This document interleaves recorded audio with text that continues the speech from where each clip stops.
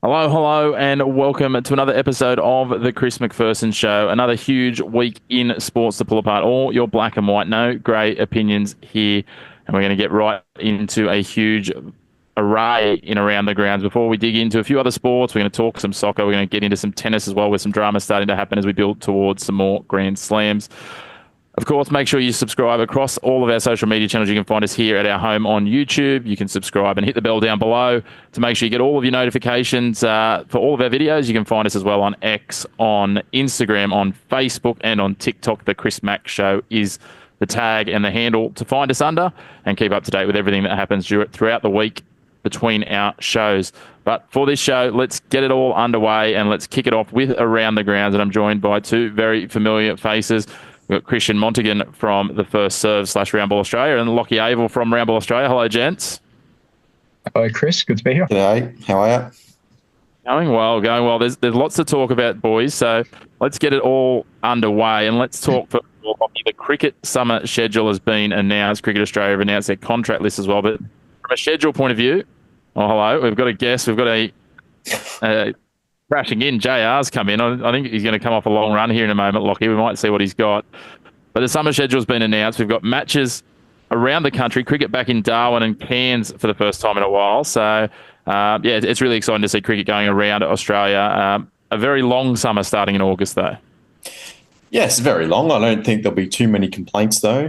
We've just wrapped up the Shield season and people have been complaining about how late that is in the season. So you got to fit the cricket in somewhere. We've got to have international games. We've got to have domestic games. It's all got to have its own place. But, yeah, it's cool that cricket's going a little bit more regional again. We can't always have, big, massive series against, obviously, we've got the Ashes coming up. But these games are few and far between. So we've got to spread the love a little bit. And it's good that we're doing that. Certainly, it's going to be huge. We always say too much sport is never enough. We've got the women as well late in the season having a multi-format series against India, which was a real success with the women's Ashes.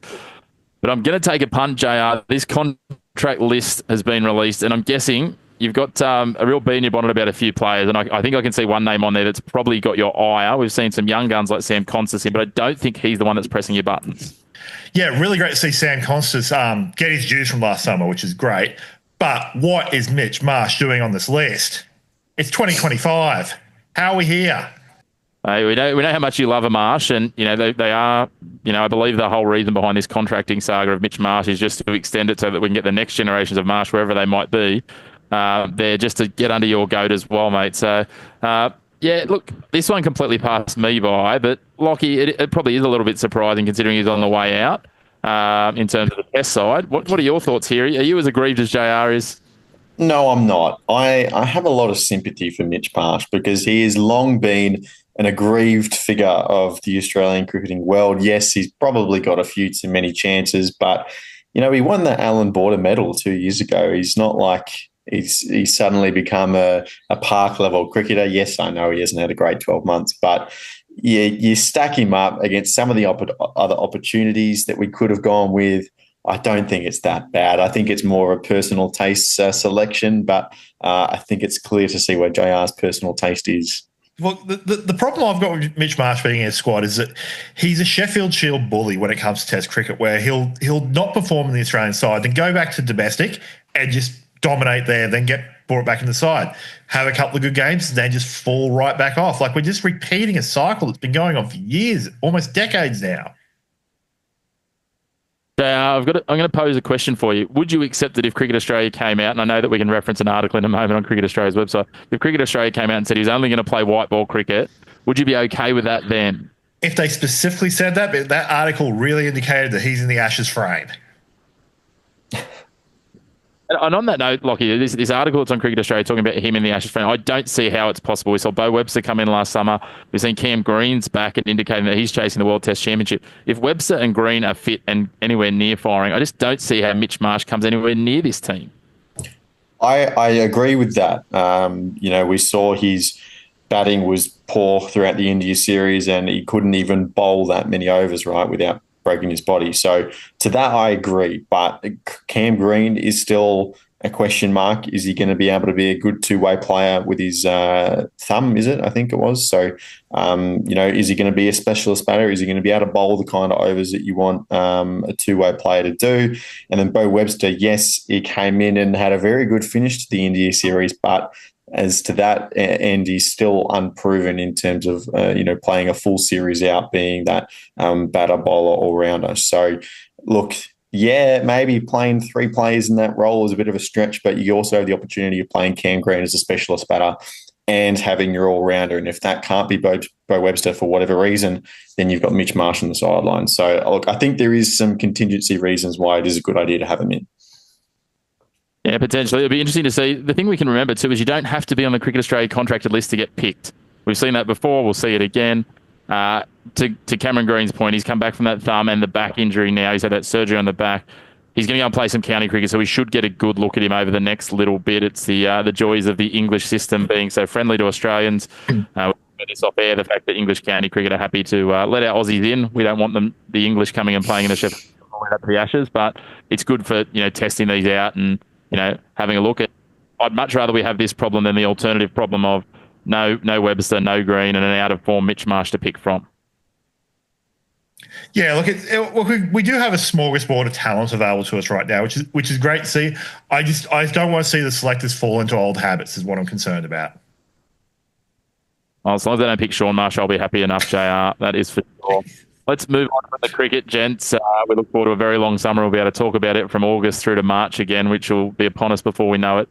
But while we got you on, JR, let's talk Formula One. And there's a bit of rivalry. It's a new one. What I really want to see is Yuki Tsunoda versus Liam Lawson. I want to see Yuki drive past him, overtake him, and throw that middle finger out like Liam Lawson did when he was driving only 12 months ago. It was a story that broke just minutes after we went to air last week that Yuki Tsunoda has been confirmed to be driving that Red Bull this weekend. And from all indications, driving it for the rest of the season. Like, it's a lock now. Like, Red Bull has put out that is where they're going with.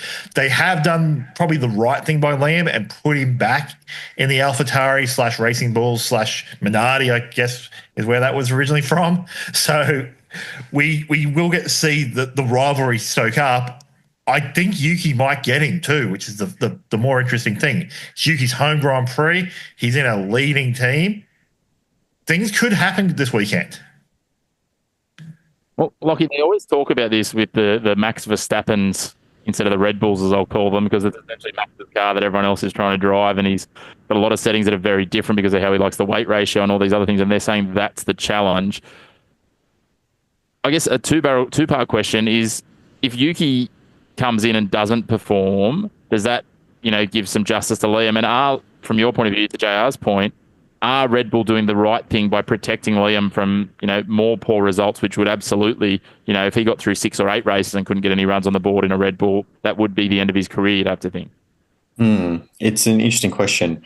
I think if Yuki did come out this weekend and perform poorly, I think not only does it justify Liam Lawson's performance, but it justifies Sergio Perez, Alex Albon, and all the other drivers that have been in this Red Bull seat in the last 5 years, right? You're right. It is a car that has been specified for Max Verstappen to drive well, and he's the only driver in the world that can eke so much performance out of it. And none of the other drivers that have come through in the last few years have really been able to get too close to him because of how unique it is. And on the contract situation, yes, okay, they said Yuki's going to be driving for the rest of the year. They've also said that Max Verstappen's got a contract until 2028, and we know what's been going on in the background with that one as well. So obviously it's Formula One. Anything can happen. I'm super excited this weekend to see what could happen. I think we're kind of at that point now where there's been so many drivers in that number 2 Red Bull seat that have failed. Well, if Yuki fails as well, people are going to go for the car, not the driver. So I think Yuki's actually got a nice little bit of protection that way.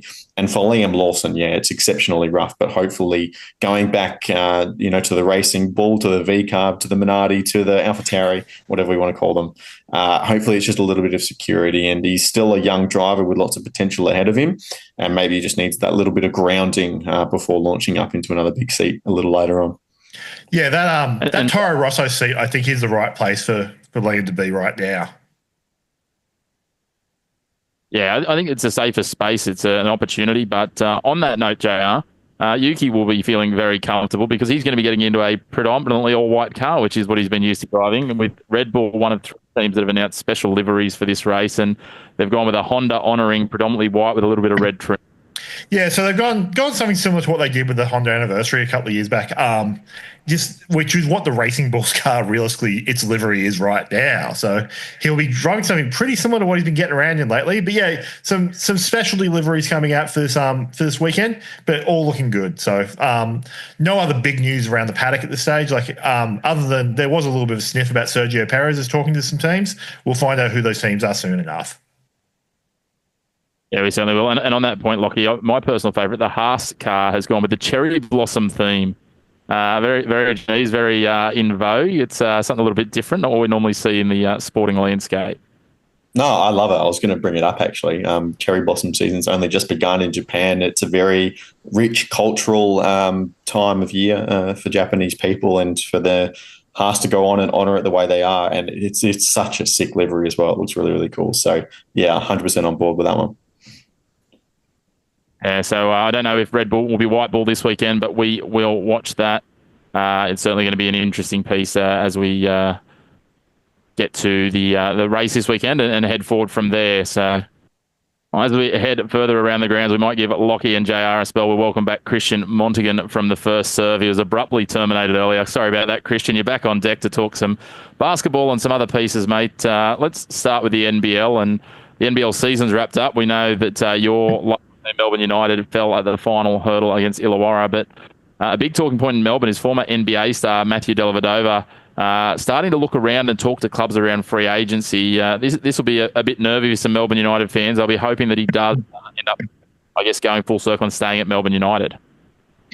Yeah, like he touched on, he is now a free agent, so obviously hasn't signed that contract extension, and there's been rumours about 4 potential suitors to get him in the NBL, and 2 of those sides are the Perth Wildcats and the Sydney Kings, 2 of Melbourne United's big rivals, top of the notch. So obviously Delvedova's been there at Melbourne United now for 3 seasons, hasn't yet won a chip.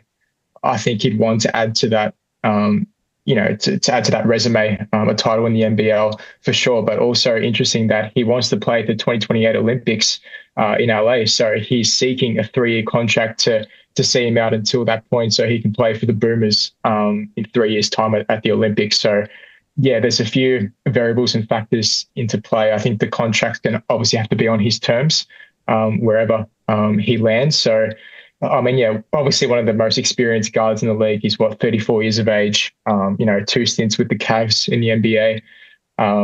It's surprising how he hasn't won a title yet with Melbourne United with so much the talent and depth that they've got. It just goes to show the NBL has just sort of risen in terms of, the quality. Illawarra Hawks is a great example, right? Over the past few years, they've built a great project. The Jack Jumpers as well, winning a title a year or 2 ago. So, it just shows that the competition is there, and it just depends on what Delevadova wants, right? Is he seeking a chip, or is he seeking more of a long-term vision for the Olympics? So I guess it's all up to him, really. Yeah, certainly. As you said, some bitter rivals. Sydney, we know they've got the draw card of Brian Goorjian as the coach. Perth released, or Bryce Cotton announced he'd be departing Perth after such a long time there and winning 5 MVPs. So they'd love a marquee piece, and they've got the budget to do so. So we'll wait and see what comes of it. But certainly going to be a lot of deck chairs shuffled around the NBL in this offseason. So Melbourne United's Jack White didn't take up his player option either. So Melbourne United will be looking at probably a bit of a refresh. But while we're talking basketball, mate, let's head over to the NBA. And I don't know how much of this you caught the other day. The Detroit Pistons, were going back to the days of old, up against the Minnesota. 5 players and 2 coaches ejected after a brawl in the NBA. This is absolutely wild. 5 suspensions handed down. This was just absolute madness. And it was the side of sport that, look, it's probably a little bit entertaining, but we probably don't want to be seeing too often. It is. I mean, basketball is a sport where you see a lot of this, not a lot of this stuff, but the ejections, and it can be quite common at times in the NBA. It's no exception. The Pistons, I guess, have been questioned at times for their disciplinary and their maturity. And obviously this match, it got the better of them with those few ejections, out of the game. But I just think compared from last season, for example, like that's another team in the NBA that's just grown leaps and bounds, right? I mean, they went on that ridiculous losing streak. I forgot the exact number. I think they broke the record. It was in, I believe, the 20s. It was just terrible. They were basically tanking for that that number one draft pick. And now this season, obviously, they've done a Philadelphia move where they're just trying to seek, a long-term project, trying to build these young pieces together, and they're really forming a great starting five and some depth on the bench as well to really compete for a playoff berth. So they're looking really strong this season. But as you touched on, that's not a good sign. Whether you're a neutral or whatever, just a Pistons fan in general, you just don't want to see it. 100%. We should be talking about the highlight moments. There's been plenty of those. We saw Josh Giddey a few days ago drain a half quarter over LeBron James to win the game after a key steal. We talked about the Great Barrier Reef last week, but one was he's an old favourite, Steph Curry, hitting 50 again. He now holds the record for most 50-point games by a player over 35. He's gone past Jerry West into the top 25 of all-time scorers. There's some guys in the NBA who are just continuing to defy age, and Steph Curry is right up amongst them. Absolutely phenomenal, the figures he's putting up. And, I guess when you have a look at it, the numbers are absolutely ridiculous. 52 points, 18 rebounds, 8 assists, 5 steals, and 12 threes. So 10 rebounds, not 18 rebounds. But that's a huge double-double, plus some other stats to buffer it out in one game for him. Just insane. I mean, where do you draw the line with this bloke, right? It's like LeBron James reaches 40 and he's just putting up ridiculous stats. We're just living in this age now where, fitness and all these factors, it's less of an issue compared to, let's say, 10 years ago, right? You saw these stars retiring at 30, 35 years of age, and you've got Curry at 37, just producing these insane numbers. You just think, like, how do you keep doing it day in, day out, considering basketball is such an intense sport, the travel on the road, it's intense, right? So it's no surprise, in another sense, because we've seen this time and time again from Curry. You're just at the stage now where you're just not shocked at these numbers. But I don't think he's going to be contending for MVP. I think Nikola Jokic has that in the bag, despite some discussion around Shai Gilgeous-Alexander from OKC potentially rivaling him. But Jokic put up 61 points today against the Timberwolves. It's just hard to define sometimes. So, another triple-double. He's just on another planet, really, for the Nuggets. And, there's a few teams who are up there competing in both conferences. You've got the Cavs, who have really rebuilt over the past couple of years. Donovan Mitchell, integral piece there, trying to really wrestle, that title from Boston, who won it last year. So, there's a lot of intriguing storylines heading into these playoffs. So, we'll be keen to see how it all plays out.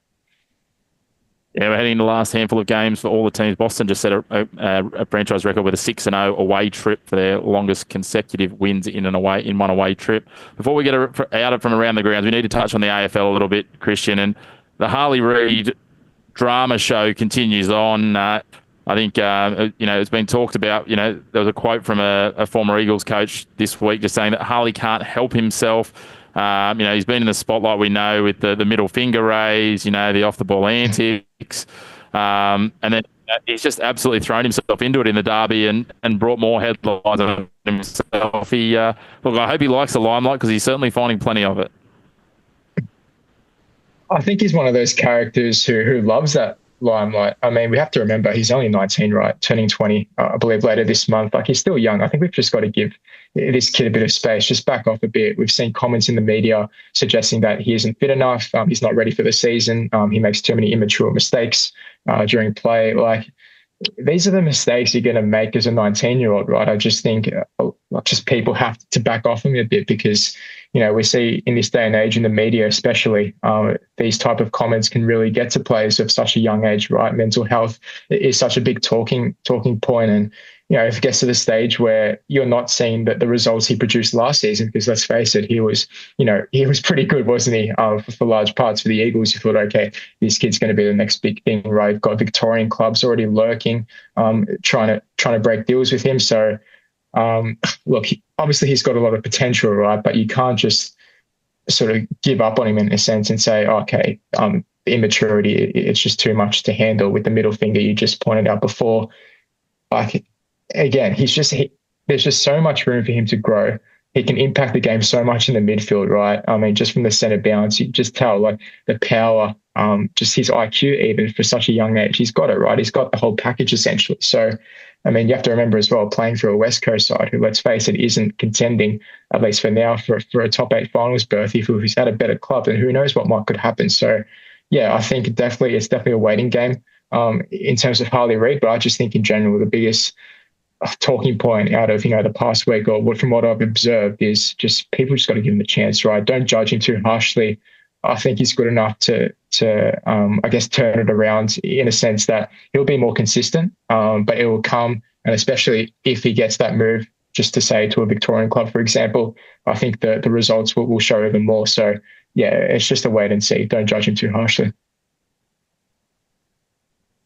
Unsurprised as a Victorian, you're advocating for him to come to a Victorian club as soon as possible, mate. Look, at the end of the day, with any of our football clubs and other sports as well, some of our most polarising and, loved and hated figures, some of the stars of football over the last, 15 to 20 years, and we look at names like Ackermanis, Ben Cousins, some of these guys, absolute superstars with all the tools in their kit on the field, but the maturity of some of the other things not necessarily there. It would be very hard, as you say, a young man of 19 to expect him to be fully rounded as a human and a footballer. It's pretty phenomenal if at 19 you're fully rounded as either.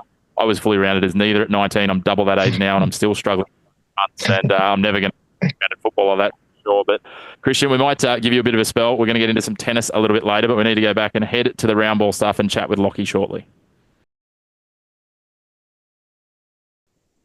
Well, it's now time to move from around the grounds in depth onto our sporting landscape. And of course, we will kick it all off with some football action. And when we talk football, we love to chat with Mr. Consistent, Lachie Avil from Round Ball Australia. And Lachie, you're in full English regalia, as we saw in Around the Grounds, and rocking the heritage kit for your heritage.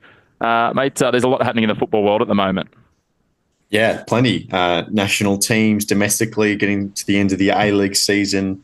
Sam Kerr's back on deck with the Matildas. Lots of things to talk about for sure. Yeah, 100%, and that's probably the best place to start. The Matildas are on the cusp of some home games in the international window. We can see there on the screen the squad that has been announced. They've got 2 games up against South Korea and Newcastle coming up over the next couple of days after the show comes out. How do you see these shaping up? And obviously, as you touched on there's been a bit of news around Sam Kerr joining the camp and everything else that's going on around, I guess, the tail end of that Sam Kerr story. Yeah, so coming off the back of the She Believes Cup was obviously quite a poor tournament for the Matildas. This should be seen as an opportunity to kind of recapture a little bit of that form, a little bit of the positive energy around the group. They got a few things working in their favour. A lot of people, when they hear South Korea in terms of a football sense, they'll think as one of the preeminent teams in Asia. The women's team probably aren't quite up to that point where the men's team are. So they're lower ranked than the Aussies. So we should go into these games as favourites. Of course, it's friendlies. The squad isn't a whole lot different. So it's kind of hard to know exactly what we're going to get, and depends on how much Tom Samani will shake up the playing system and the playing sheet, of course, because it was such a poor performance, the She Believes Cup. But obviously the good vibes with Sam Kerr being back in the team. I know there's a lot of controversy around her. Some people think she should be stripped of the captaincy. Personally, look, I can see the arguments both ways, but if you're going to look at her behaviour and strip her of a national team captaincy, then you have to look at a whole other people in Australian sport and question why they still have the roles they have. So personally, I don't have a problem with her staying on as long as they're, Football Australia are very clear on the reasons why they're doing so. It seems she has the support of Football Australia and the support of the team, so it's all clear for me on that check. But hopefully an opportunity for the Matildas to play themselves into not just a little bit of form, but a little bit of positivity as well. Yeah, certainly an interesting one. It's polarised a few people, as you say. I think I tend to lean where you are if we're going to use that as the judgment line to segregate or separate people out of positions of responsibility. Then there's going to be a whole long list of people that are probably a higher priority to be moved on from their playing and non-playing roles than Sam Kerr. I think in an ideal, perfect world, it'd be great to say that that's our line in the sand moment, but I think it's a really challenging one, and there's a lot of nuance that go into each of these situations. But it's going to be interesting. Good numbers of tickets sold for both games. I'm looking forward. I'll be getting to the one in Newcastle on Monday night, which is a little bit different on a Monday night. But again, it's all about squeezing everything into the international window to allow these players to play and travel and do all the other things they need to do from one side of the world to the other. We know the challenges that being where we are geographically create for our teams, especially with a lot of our players based in Europe. But really good to see the Matildas back at home again. Hopefully an improvement, as you said, from the She Believes Cup, and I'm sure we'll be able to unpack that a bit next week. While we are on the Matildas lock, there's a little bit of, conversation this morning as we look to record on a Wednesday around Joe Montemurro, who's been, he's been heavily bandied about as the potential next coach of the Matildas, and there's some theory and people, believing that that's why they've taken so long to appoint a coach while they wait for him to become available. Wasn't really a commitment, but it was certainly, a willingness and an openness, and he sort of indicated that, look, he's not ruling anything out at this point, was the gist of what I got from it. Yeah, of course. I mean, you never are going to as a coach, right? Yes, Montemurro has been probably the coach that a lot of us, including myself, have been looking to as a reason why Football Australia have been waiting so long. There is a little bit of a sticking point is that he isn't off contract at the end of this season. I believe he still has one more year over at Lyon, but the fact that they're doing so well over there, they're into the Champions League semi-final over in Europe. So, this is a big deal for someone as him as a coach. Very hard to walk away from a campaign like that, which you understand, especially when there's no significant fixtures for the Matildas in that space, right? So if he was looking at when to, if he had locked in a transition to the Matildas, picking his time to do it, it would probably be at the end of this domestic season, right? So the Matildas have also just locked in a few other friendlies starting in June, July. Is that Brazil? I could be mistaken. Yeah, Brazil. And I believe that the first of those games is scheduled 4 or 5 days after the Women's Champions League final in Europe. So they're cutting it real fine if they wanted to, draw to the full extent of Montemurro playing out his European season. But if he's asked about it in a press conference, he's probably never going to, cross the line through it, is he? But I think a couple more hints that he's potentially our guy. Yeah, Argentina, not Brazil, but South American power. Argentina. Yeah, I know one of the games in Canberra. I think the other one at Marvel Stadium from memory in that June window, as you say. While we're talking coaches, I guess we'll wait and see with that one. At the other end, and we talk about peak A-Leagues things sometimes. I'm going to head somewhere else. I'm going to go to Peru here, and I'm not sure if you've caught much of this, Lachie, but a little bit of drama's eventuated. The man in the picture with surprising leg lift for his physique there is Luis Alegre, who is a referee in Peru, in the Copa Peru, and it's a game between Sport Huaquila and Magdalena CEDEC. I've probably butchered those. But the coach basically has come charging on after the game and about to give him an earful. And look, as a match official, I know you and I both officiated a lot of sport at decent levels. There's surely been moments you've wanted to do this. Never, Chris. Absolutely never. It's never crossed my mind in the slightest. Look, it's a bit crazy, isn't it? Hopefully in Australia things never have to progress that far. But unfortunately, there are some situations where referees get put in some not very nice places. So, look, you should never be shutting someone down quite with that severity, but interesting to know what would have happened beforehand to, precursor those kind of actions. Yeah, so apparently there was a red card that was shown after the linesman indicated some abuse from the bench area, and the coach sort of come onto the field, and he was having absolutely none of it. Apparently, if you can't have a red card, then you can get my black boot, and got him up through the chest and into the jaw if you watch the video. So, look, I don't think he's a martial arts beginner based on that movement, but someone commented on one of the articles and said, "Oh well, no one will do this again to him." You're 100% right, because he's not getting another game. Yep. No, absolutely. You're done. See you later.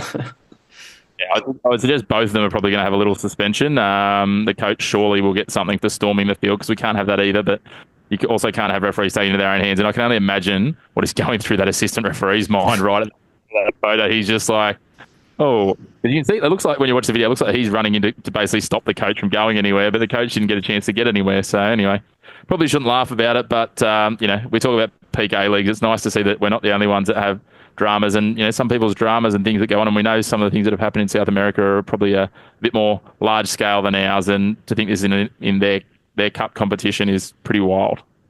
Yeah, it's right up there. This isn't like amateur level someone getting up happy and thinking they're a bit too big for what they are. This is the top competition, so it's it is a bit of a crazy reminder that this kind of stuff can happen around the world. Our A-League referees are watching. Don't get too many crazy ideas in the Australia Cup. We don't need to see that. But speaking about A-League, let's start to transition to that, but we're still getting this under the general soccer news, and it is news that broke during the week. There's been a lot of talk about this in the last couple of weeks. Rob Stanton has confirmed he will depart the Newcastle Jets at season's end. This is a bit of a quagmire, everything that's going on. Lachie, there was talk that the club had reached out to three candidates. We talked about that the other week in terms of, Mark Milligan, the biggest name there. I think Adam Griffiths and Ruben Zadkovich, the other two they'd indicated in that article from James Gardner in the Newcastle Herald that they'd spoken to. We've also seen Rob's press conferences. It just seemed like an untenable situation for him to really continue unless they absolutely were prepared to give him carte blanche what he was asking for in terms of investment and expectations. Yeah, it's really unfortunate as well because, he's had some unique press conferences, let's say, in the last few months, but his behaviour seemed to have really galvanised the group. They're in a really good run of form in the last 6-7 weeks or so. And it's just seemed to have given them that confidence that the coach believes in them and he's not in a unrealistic kind of pump you up kind of way, but genuinely believes in the quality of players that he has and the potential of them moving forward. And the likes of Eli Adams, Clayton Taylor, Lachie Rose, who's come back from injury, have all looked pretty inspired in recent weeks and delivered some really good results for the Jets. So it'll be interesting to see where Rob Stanton leaves and to see the kind of Newcastle Jets that we get next season. Because you always wonder, it was one of the lines that he had in his press conferences is that whenever you win a game, it's the players that are brilliant, and whenever you lose, it's the coach's fault, right? But what does the Newcastle Jets side look like without Rob Stanton, and does it look significantly different to the one that we have now? So,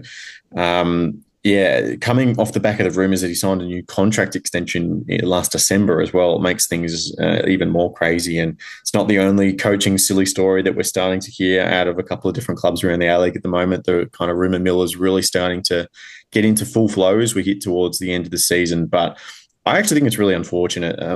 He's been a tremendous leader of the football club. He has an extremely low budget. It's hard to do a lot in the A-League with the kind of resources that he has. Has he, exploded expectations? No, probably not. But you can see a really couple of exciting talents coming through that team at the moment. And that's what he's talked about. He's said that he's laid the platform and he's done a pretty good job for that. And whoever can come in after him should have the foundations to go on and achieve bigger things with the Jets. So he'll be vindicated potentially in the next 3 or 5 years to see what kind of job he actually did during his time in Newcastle. But crazy turn of events. It is a little bit interesting, as you say. I think, one of the smallest, if not the smallest budget operating-wise in terms of player wages in the league. He's got them up there sitting ninth. I think 1 loss in their last 9 starts.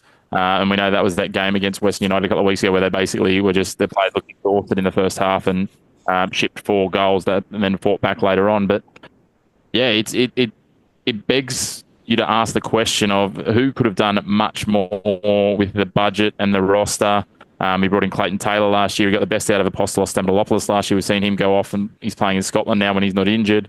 It's one of those pieces. Even some of the pieces that he's brought in, yes, and there's debate about who brought in Wellersol. But, when you look at Charles Mombois, Kotam Mizanuma as well that have come in mid-season, they've come in and added, straight impact. Lachie Rose had a lot of injury in the first half of the season. All those pieces have come together. And it feels like he was building towards something. You hope for Jets fans, to your point just before, that someone can come in and work forward with the foundations and not do what we, probably 60% of coaching appointments do and come in and, knock down the foundations and try and start again. Yeah, and look, I think the Jets were probably a bit unfortunate early in their season as well. They had a tough run of fixtures to kick off, and we know what momentum can do to a season. The couple of wins that they got early in the season were both then followed by byes, which makes it really hard to build that kind of run. And then all of a sudden, they've put this kind of 7, 8, 9 game stretch together, and they're kind of on the brink of finals. They're probably a little bit too far away just with the time remaining. But if they'd had a little bit more fortune earlier in the season, then add on that run, then they're right in there with the likes of, Sydney FC and Adelaide United on the brink of the 6. So they're not far away. And of course, we have examples like the Mariners that can have this oddity season and achieve big things with a small budget, but that is not the norm in the A-League, and we've seen a little bit of a return to that this year with a lot of the bigger clubs occupying those finals positions. So it's really hard to say at this point in time, as I said, whether Rob Stanton has done a great job with this Newcastle side. And I think, to your point, it's going to be the test of who comes in next, and the success that they can achieve will then be able to look back at Rob Stanton's tenure at the Jets and say, you know what, he was right. He told us so, and he was right. And we'll wait and see. We know Mark Milligan's name is being bandied about as a deal already done. It seems puzzling considering some of the other opportunities that Mark's had, but we will know more. Time will tell. We know we see a lot of weird and wonderful things in football and the A-League in particular. Speaking of the A-League, let's dig into what's the current happenings more so on the field, and let's have a look at the women's competition. And Melbourne City are within touching distance. You feel they've got one and a bit hands on that Premiership, Lachie, at the moment, the way this ladder is sitting with just one game to play for them. We know Melbourne Victory's got 2 games, but the most Melbourne Victory can finish on is going to be 50 points. So realistically, Melbourne City, if they can get a win in their final game and complete an undefeated regular season, which would be amazing, that secures it. Even a draw, though, would more than likely mean that they're not going to be caught with a 10-goal difference in the goal difference. Yeah, exactly, and they deserve it as well. The good thing is that, assuming that Melbourne Victory can get a win against the Wanderers, which they should do in this make-up match, then it at least pushes the Premiership down to the final day, which is quite crazy when you have a team involved that hasn't lost a game all season. But that'll be good for the final day drama. But yeah, Melbourne City, they deserve it, right? They've dominated so many games of football this year. Their continental tilt is still going well in the Final Four in the Champions League. And, credit to Michael Matriciani and his team, because he's been able to come in, obviously, with the foundations of what the City Football Group is and Melbourne City Football Club. But they've turned around a very impressive season. And, yeah, they're looking like, obviously, they're very, very close to doing an undefeated regular season now. And then from there, it's only 3 more games, 2 if you want to say the 2-leg tie. And you've got the championship to boot, and then a couple of games away from the treble in the Champions League. So, yeah, they're on the brink of something very, very special here, City. They certainly are. The one thing we know, Melbourne Victory are locked into a top 2 finish. Adelaide United will finish 3rd. Western and Central Coast can't miss the finals, and it just comes down to Canberra and Brisbane for that final spot. And I think we talked about this a couple of weeks ago, and we said that Brisbane, the way they were trending, it was going to come down to them or Central Coast that were going to miss, and we just felt that Canberra should do enough to get in there. Certainly not fait accompli. Canberra essentially need a win, because if Brisbane win their game, a draw would see them fall out with that inferior goal difference. So, again, great to see this coming down to the wire. Wellington, Sydney, Perth were all within striking distance with a couple of weeks to go, but they've just fallen away a little too much too late. Yeah, exactly. It's not quite the 4 or 5 team final day action that we'd hoped for, but, it's still exciting, right? Canberra United, as you say, they've been playing their way into form and looks like they probably should get that last position. But as you say, you can't take anything for granted. And Brisbane Roar have really struggled in the new year, and they're just trying to, claw on, hold on to what they had. But their continuous slide down the table has not made it easy for them, and they're really struggling to find any grasp on some consistent results. So, yeah, you got to say that Canberra United are the favourites, but we love when it goes down to the final day like this. Certainly do. A break this week for the dub with the Matildas on duty, so we will head to next weekend. And the great news is that both Canberra and Brisbane's games are on the Sunday. So if Canberra were to have a draw with that Wellington fixture, then Brisbane will have very much their destiny in their own hands, but Canberra can seal it first. So we'll be eyes firmly focused to the Sunday games. We'll wait and see how that all shapes up as we pick those apart. But let's switch back a little to the men's game, Lock. Probably hasn't been a good couple of weeks for some teams, but Auckland are starting to surge ahead again. They've got a 7-point gap at the top of the table on the run home here with half a dozen games to play for, or 5 to 6 games to play for most teams. Yeah, it was a bit of a free hit for them this weekend, going up to Suncorp Stadium, a very horrible Suncorp Stadium pitch, I might add. But with Western United not playing, they had the bye. Auckland just had an opportunity to extend their lead, and they took it quite comfortably. Not kind of like first 2 months of the season comfortably for Auckland's standards, but still pretty good, right? If we're comparing it to the rest of the league, they've pretty much been the only team all year, as we've said, that have won the games that they're supposed to win, apart from Perth Glory, which they do have to play again in a couple of weeks' time. But yeah, Auckland, 7 points clear. That really should be enough. I think I saw Piney tweet out earlier today, only twice in the history of the A-League men's competition has the team leading at the top of the ladder with 5 rounds to go not taken out the Premiership And in both those scenarios, the team was only ahead by 1 point. So you'd have to think that 7 points, significantly bigger than 1 point, should be enough for them to get it done. And it really should be. Yeah, it certainly should. The interesting thing is that I think 4 of their last 5 are against teams in that top 7, though. The only teams that don't play City and Adelaide on the run home. The only lay down misère game is that clash with Perth, as you touched on. So it's an interesting run home. It's not impossible for them to miss, but very much destiny in their own hands. We then see that next pack, they're starting to settle in. I mean, there's only 3 points between Western United and Western Sydney. Everyone sort of staged a point apart there, victory having played the extra game. But when we look at last week, those teams in that next little bunch, there was some real stumbles. Macarthur, Newcastle, Sydney and Adelaide. Macarthur, you could probably forgive out of that. They basically slept through the first half of the game and then staged the improbable comeback to grab a point just to keep their very faint hopes alive. We've talked about this before. We really see it as a 7-team race at the moment. But yeah, Macarthur and Newcastle, neither of them did themselves any favours by not, if one of them had been able to rest 3 points. I mean, look at Macarthur there. They would have been within 2 points of the finals, admittedly, again, with that extra game already played. Yeah, it's kind of ironic, isn't it? With the draw, they've kind of ended each other's seasons to a certain extent. So, yeah, look, we said this for a couple of weeks now. I think it's a 7-team competition at the moment. Adelaide United, off the back of one of the most entertaining original rivalries we've ever seen. Not just the fact that there was 8 goals in it, but it was 1-0 Adelaide, 2-1 victory, 3-2 Adelaide, 4-3 victory. It just swung back and forth so perfectly, and was a perfect advertisement for everything that rivalry and that derby is. And not really a derby, but people like to say it is.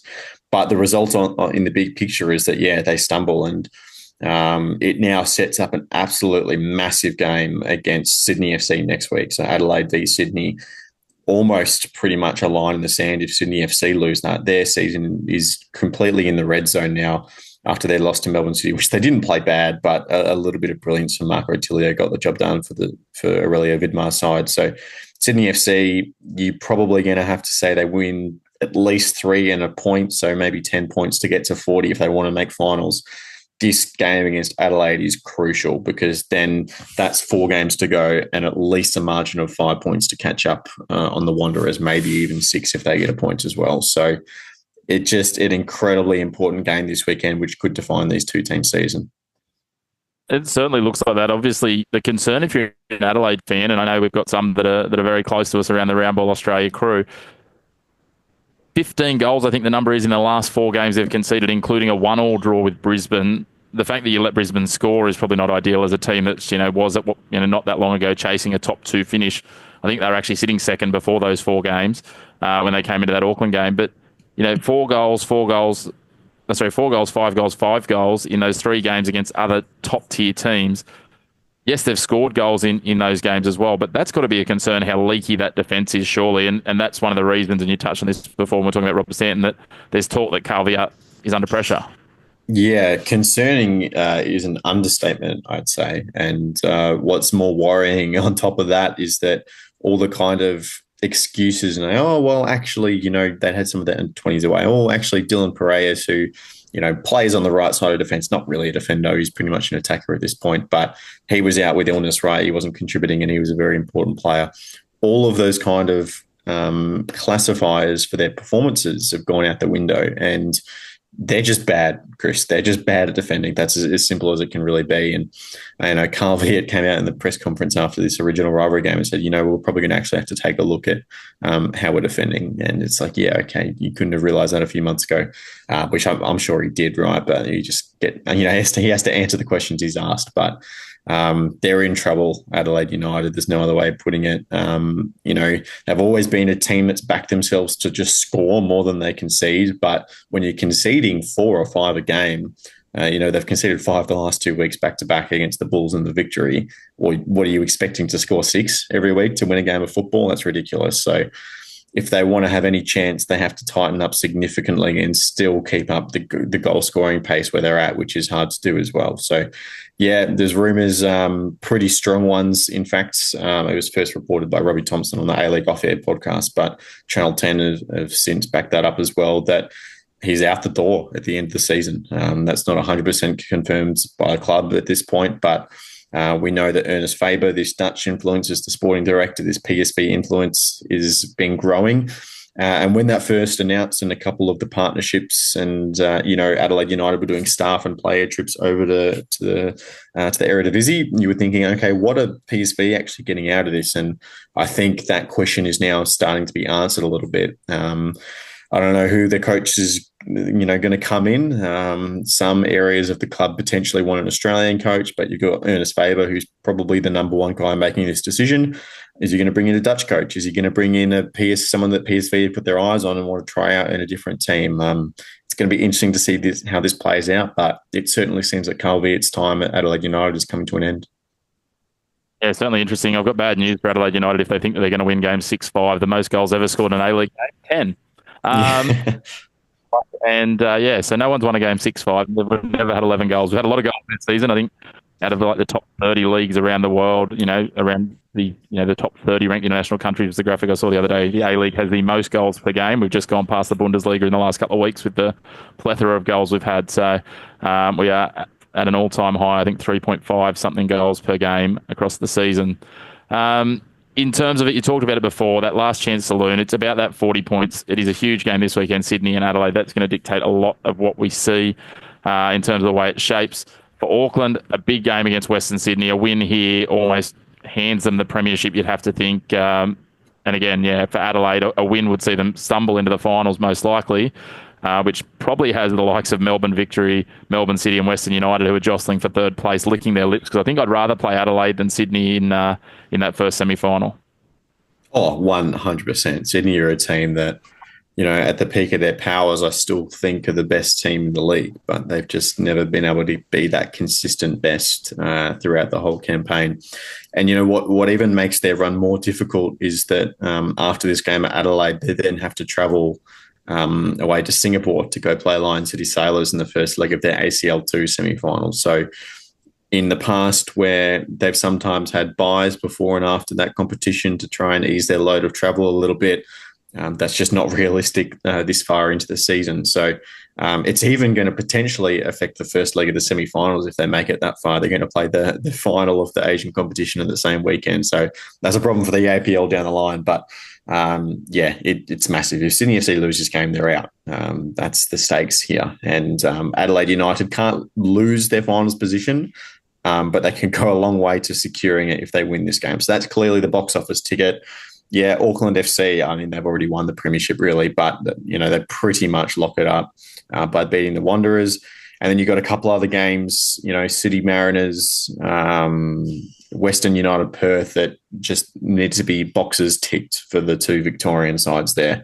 They're games at home against weak opposition that you should be winning. Again, that hasn't always happened this year, but they have to win, really, if they want a chance, and particularly those two teams, because they're the ones that realistically look like the ones challenging for that second position. And of course, this year with Auckland up at number one, that means an Asian Champions League elite place as well. So victory may be a faint sniff as well, but obviously they have the bye this week. So that'll bring all those Victorian teams equal on games played. So this one will really set the platform for the final 4 weeks of the competition, I think.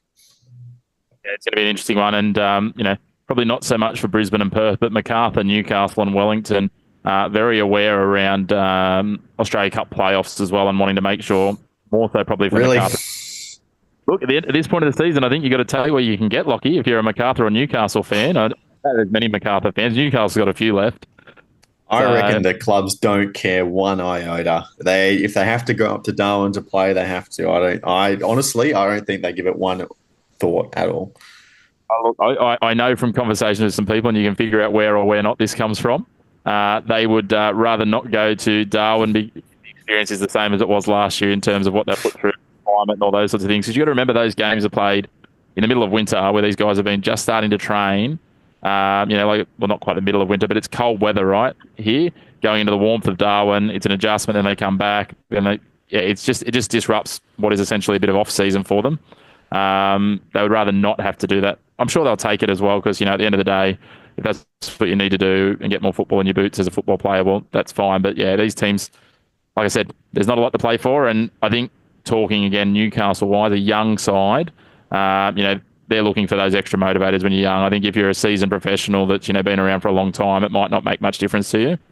But for these young guys, it's those small things of just going, well, we knocked that off, I think. So we'll wait and see. Maybe it's just me looking at it through some, rose-coloured or otherwise. I don't know if rose-coloured glasses works when Lachie Rose is in the Jets team. Anyway. All we know is there's some big games this weekend in the men's. We've got the Matildas on as well. There's lots of football to talk about. We'll wait and see what comes of it. There'll be plenty to pick apart as we get back together again next week, Lachie. So thank you again, as always. Great to have you consistently delivering for us on football and around the grounds. And we look forward to having you on again next week to talk some more footy. Pleasure as always, Chris. Well, time to move on from the round ball and onto another round ball. But we're talking one covered in bright green felt, and it's time for some tennis. Christian Montegan, as always, when we talk tennis, we welcome you back. I was going to say it's been a while since we've seen you, but it hasn't been that long because you were on around the grounds. But it's been a while since you've been on the show in a tennis capacity. There's been a little bit happening with the Sunshine Double, mate. So good time to revisit things as we build towards a couple of the slams. Yeah, definitely. Obviously, it's been a while since I've been on this show. Post-Australian Open, there isn't much to talk about until these couple of Masters events and 1,000 events come along with Miami and Indian Wells, which is what happened over the month of March. So, I mean, it's been interesting, isn't it? Because obviously you've got the ban of Jannik Sinner. So that's obviously the number one ranked male out for 3 months. So you're thinking, okay, will Carlos Alcaraz or Alex Zverev take advantage? But no, they've been extremely inconsistent. And to start off with Zverev, I mean, strange decision to start off his season in the clay in Argentina and Brazil before making it to the hard courts, which, was quite a bit odd. I would have thought maybe just stick to the hard courts and play that out, try and maximize as many points as possible to catch up to Sinner. But it's been, pretty disastrous from his point of view. And then obviously you've got Alcaraz, another inconsistent player. It's just been the main question lingering for all Alcaraz fans, like when can he stay consistent for a whole 12 months? Because, you see him, you watch him during matches, he'll play in drop shots when he shouldn't. He'll try and entertain the crowd when perhaps it's not on. So it's like if he wants to get to the very top, like a Jannik Sinner, who is just, he's focused at all points in the match. I think that's the one criticism you can have of Alcaraz, that he just isn't switched on. I mean, like there's no excuse to lose to David Goffin. I know he's a veteran, he's experienced, but to lose to him in the second round of Miami, it was, an incredible shock. So I think watch this space, the clay season, you hope he improves heading into the French Open. But I mean, it was obviously Jack Draper, the British man who won his first Masters in Miami, and obviously took advantage of that draw opening, because of the likes of Djokovic also faltering early in the second round. So you had all these upsets, right? And it just paved the way for, this younger generation just to burst through, right? You saw Jakub Menjic in Miami. So I said Draper for Miami. He actually won Indian Wells a couple of weeks ago. So you've got all these players now cracking in now into the top 10. Draper's made career high number 6 in the world. So it's just great to see this nuance of players really taking that next step, right? Whereas in the previous generation, it was just the big 3 or the big 4, and it was this boring conversation of who of those 3 or 4 is going to win these major tournaments, right? And I guess it goes to the point as well, without Sinner in it, without that Mr. Consistent, then it really has opened up in the men's draw, hasn't it? And then obviously in the women's, you have Mira Andreeva, who's just been an absolute sensation, 17 years of age, won Indian Wells, and then before that won Dubai 1000 as well. So back-to-back tournaments, and she's been an absolute revelation in 2025. Her talent's unreal. So and then in Miami, you had Sabalenka getting back to winning ways, winning a final. She lost a couple, including the AO. So, a lot to unpack there. Yeah, there's a lot happening, and you talked on a couple of those young stars sort of to come through, or not necessarily as young on the men's side, but Jack Draper, obviously, as you said, rising up to the high ranking of 6. We said Holger Rune is starting to make his way back up the rankings. He's one that we know he's got plenty of talent, and he's been up there before, but it's just, again, that consistency. Draper's seems to be the one really emerging with a bit of consistency this year. But again, on that inconsistent point, the weird thing that's going to happen is it means that Jannik Sinner is still going to be the daylight number 1 when he comes back despite this suspension. It's crazy. I saw a stat last week that he's actually going to extend his points total from Zverev because of how poorly Zverev has performed these past couple of months. And it's just crazy to think he hasn't played for 2 months yet he's extending his lead. Like, it's just bizarre. But again, it goes to that consistency point, right? I mean, you've got a chance. There's an opening there to close the gap, and these top players just aren't taking it. And yeah, like I said, you've got the likes of Jack Draper there taking full advantage to his credit. And he's another player who consistency has been a real issue in terms of his body. He hasn't been able to maintain full fitness. He's been getting these niggling injuries, hasn't been able to produce a full calendar year of good tennis. And hopefully this win in Indian Wells a couple of weeks ago really propels him to take that next step. A lot of people talking about him as a dark horse, potentially at Wimbledon, in front of the home fans. Grass, he does perform very well. He beat Alcaraz at Queen's last year, I believe. So he definitely has the game for that. Clay, not so much. I'm not expecting much from him. So yeah, he's obviously another player who's going to really knock on the door of that top 5 and perhaps even reach higher. Yeah, speaking of players that are starting to make a reach, you talked about Mira Andreeva. The other one who made her name and came from almost nowhere at the Miami Open is Alex Ayala from the Philippines, I think, from memory. And some of the wins that she managed to string together, we sometimes see these wild cards or qualifiers that'll knock off one top 10 player, but she knocked off Madison Keys, she knocked off Ostapenko, she knocked off Iga Swiatek. Like, this was a run that she went on, and then she did fall to Jessica Pegula in the semi-finals. But is this a name that we might need to start watching on the hard courts, do you think? Or do you think this is another one of those flash in the pans? Or alternatively, I'll give you a third option of sitting on the fence. Is this just a wait and see?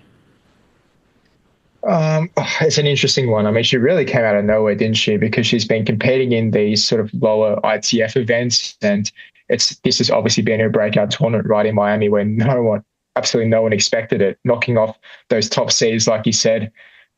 I mean, I think the draw did open up a bit for her. I'm not saying I don't want to take any credit away from her, because some of the results were, incredible, especially the result against Iga. To defeat her in straight sets, I mean, that's no easy feat at all.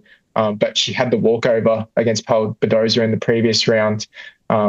Jelena Ostapenko, yes, she's won a Grand Slam before, but she can definitely be hot and cold at times. So to her credit, yes, she's taken, full advantage. You can only beat who's in front of you, and those are top names, top players. But I think, that third option you threw out there, that wait and see, I think I'll go down that path. Only 19 years of age. I think she definitely has a lot of potential and growth in her. It's just that we've seen these players before, right? Like, I don't know, cast my mind back to Eugenie Bouchard, where she cracked in, a couple of those Grand Slams. You're like, okay, next big thing here, she's going to be number 1 in the world, and then just falters down. You don't hear a word from her. So I think she's one of those players who you'll need to see a bit more from, especially in these major tournaments, to have a real opinion. We know that run means that she's now up to a career high ranking of 72 as it currently stands. So we know that will mean a direct entry into some of the Grand Slams over the coming months, which will be a good chance to have a look at her. Hopefully, the US Open is probably going to be her favoured surface from what we've seen. So hopefully she still sits in the right spots that she will head in there. And again, to the point we talked about in the earlier segment around the grounds, just 19 years of age, not long term 19. She's a youngster, an absolute career ahead of her, and you just hope that there's not too much pressure applied. We've seen that happen both in the men's and women's games so many times. But the good news is more young stars continuing to emerge. Hopefully they can be part of the brigades that chase down what are essentially 2 very runaway number 1s at the moment as we head into these next 2 slams. Yeah, 100%. You've always got Iga now coming to the clay. This is her time to shine, right? These next 2-3 months, the clay, we know she loves it. French Open, she's won it 4 times. She's the queen, right? So I think Aryna Sabalenka is going to be the closest challenger on that surface. I don't see anyone else really competing with her, and I feel like we've had the same discussion 12 months ago until someone, a real contender emerges that you can say, okay, definitely, she can compete, week in, week out on the clay. I can only see, in terms of the French Open, only Iga and Aryna battling it out for that title. You've got someone like Coco Gauff, who's had a bit of an up and down 2025, you can say, this season. So clay doesn't, really suit her. Elena Rybakina is the same as well. So you've got all these types of players who probably hard courts they're more suitable towards. And Sabalenka is one who just her overall sheer power can just blow any player off the court on any surface, and that's a big advantage, right? And that's what she'll hold to her. She's beaten Eager a couple of times in the clay. She'll hold that with her as well. So, yeah, unless we start to see someone emerge that we don't really expect those two women to be competing for the top honours on the clay. Yeah, we certainly look forward to it. Our number ones will head in as warm favourites. Yannick will be very fresh. We'll wait and see how that all shapes up. Before we get out of tennis, there's another big storyline that's emerged this week that we need to talk about. You know, we've been bemoaning when we're talking about the Australian Open and, you know, some of those other tournaments, the lack of top-tier Aussie talent. We've got a few of the Aussie girls that are starting to make their way up in the rankings. Kimberly Burrell's up to a career high of 60 at the moment, which is great, closing in on that top 50. But all of a sudden, cometh the hour, cometh Daria Kasatkina, switched her allegiance to Australia from Russia. There's talk that she could no longer safely be Russian and live in Russia because of her choice to be in a same-sex relationship. The fact that, you know, that's being talked about as a safety piece. We know that there's a number of the Russian players at different points that have made these choices, not just in tennis, in a number of sports. But it was a little bit left field and a little bit surprising that she chose Australia, Christian, when this was sort of mooted. I know, talking to you off air previously, you know, there's other countries like Spain where she's actually based some of her time in that probably looked like they were going to be in the prime spot. From Aussie tennis's point of view, they're having a top, well, she's now 14th. It hasn't been a great start to her Australian career because she's gone from being 14th, well, but a top 20 player is a positive in terms of once we bet all this down. Yeah, I mean, to be honest, this came completely out of the blue. I remember waking up Sunday morning and hearing the news, seeing it on my newsfeed. I just instantly in shock, 30 seconds just staring at it, thinking, Australia? Like, no rumours came about of it, right? Because, as you mentioned, she's resided in Spain, a bit in Dubai as well. And there was actually a tournament in February in Dubai where the main draw, actually had the Spanish flag next to her name in the draw. And that sort of fueled speculation that she changed nationality to Spain. And then her management had to come out and say, no, that's all false, that's incorrect. And the tournament had to apologise. And so I guess it's been in the works for some time. It was just about which country she did pledge her allegiance to. And I guess the most shocking thing is that she really doesn't have any ties with Australia, right, in terms of family or anything like that. She's not a citizen. It's just about permanent residency. Australian government accepted that, so it had to be some sort of a visa requirement application that's allowed her to gain that. So, yeah, obviously Tennis Australia has welcomed her with open arms. We've seen previous players in the past like Daria Saville, Ayla Tomljanovic, represent Australia after, representing Croatia and Russia respectively. So it's nothing new for Tennis Australia to welcome. We know Australia is a multicultural nation. We welcome players and people from all nations, all backgrounds, which is, one of our strengths, right? I did expect to see a bit more of a, 50-50 split reaction over this, but I think the general consensus is that everyone's, welcoming. They understand her position and her reasoning behind it, being from Russia, not accepting her views on, sexuality and obviously the war in Ukraine as well, which she's spoken out about, and she doesn't feel safe going back to Russia, hasn't stepped foot back in there since 2022. So, just think of it like this, right? If she wins a Grand Slam, just say she wins a Grand Slam, it would be very strange from an Australian media perspective to report on that and say, oh, an Australian has won a Grand Slam, where when she's had no ties previously, it's very weird. But at the same time, I think a lot of people are welcoming and on board with her switching nationalities. And I'm sure at the Australian Open next year, she's touched on it. She can't wait to come down under, play in front of her new home fans. And hopefully it works out for her. But for me personally, I don't have anything against it. More than happy to see a world number 14 under the Australian flag. And for Tennis Australia, this is massive, right? Because from a marketing perspective, they haven't had someone like this at the women's game since Ash Barty retired 3 years ago, right? You get a world number 14 in the draw for the Oz Open, the marketing opportunities, putting her on prime time, this and that, getting viewership up, interest, it's massive for them, right? So I think it's a win-win for both parties. And let's hopefully see what she's got in the foreseeable future. Still only 27. Yeah, she is still only young, plenty of time ahead of her. And as you say, it gives her a top 16, hopefully maybe even, she's been as high as 8 in the world. So she can get back there and get things sorted out. I did have to laugh when she tried to, roll out the Aussie mates at the start of the press conference. But look, I'm going to be really optimistic about this. As you said, part of the reason behind this, and we touched on it, is her. She's the only player in the women's top 100, as far as I know, that's openly gay. Her partner, though, a former silver medalist in the Winter Olympics. I think we can get the double act here, and we can take her partner on board as well, and maybe get, again, we do better at tennis than we do at the Winter Olympics historically. So maybe we'll get it both down here. She's competed for Estonia and then moved to Russia. But yeah, won a silver at the 2018 Olympic Games in Pyeongchang. So yeah, let's just welcome them on board. At the end of the day, there are some bigger things that sit behind this. I've seen a few people sort of raise some questions, and we're certainly, I don't think you or I are equipped to, delve into those conversations too deep, Christian, but we understand some of those people who might have followed more traditional routes, who might not have the sporting pedigree of Kasatkina, might be a little aggrieved by this, and, it's probably something the Australian does need to address, but that's a piece separate from sport. We're here to talk about the sporting implications and permutations, and from that point of view, I believe it obviously is a bolster for tennis.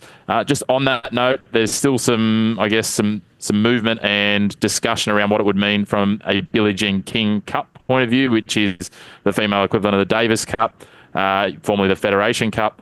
She previously represented Russia in this tournament, and so until there's something formally decided, she's not eligible as it currently stands to play for Australia. At this moment, she isn't eligible, correct? So the First Serve reached out to Tennis Australia a couple of days ago just to seek clarification over her eligibility, and they can't provide comment at the moment. They're still looking into the details of the application process.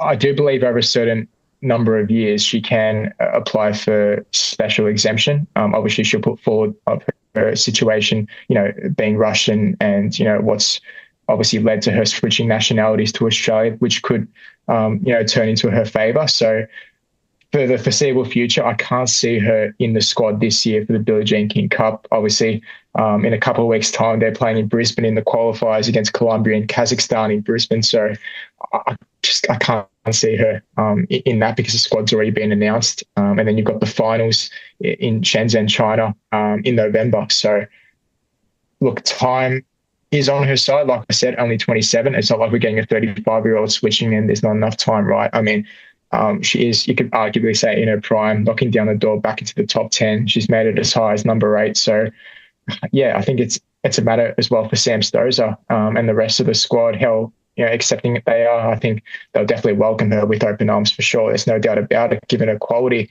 But one thing as well I didn't touch on is, Kimberly Birrell was recently the number 1 ranked female Aussie, just I think a couple of months back. So, I mean, for her, from her perspective, what's she thinking, right? She's done all that hard work to build up that spot, number 1 Aussie, and then to have that taken away from her from someone switching nationalities, it's that fine line, isn't it? I'm sure she's open to it as well. She'll welcome her, of course, like all the players, which Kasatkina has mentioned in that interview she did with Ben Rothenberg, a prominent journalist at the Charleston Open, which she's competing in now. But yeah, I guess it's a wait and see in terms of the eligibility. It'll be interesting to see when she can play for Australia, if at all. So yeah, definitely a waiting game for sure.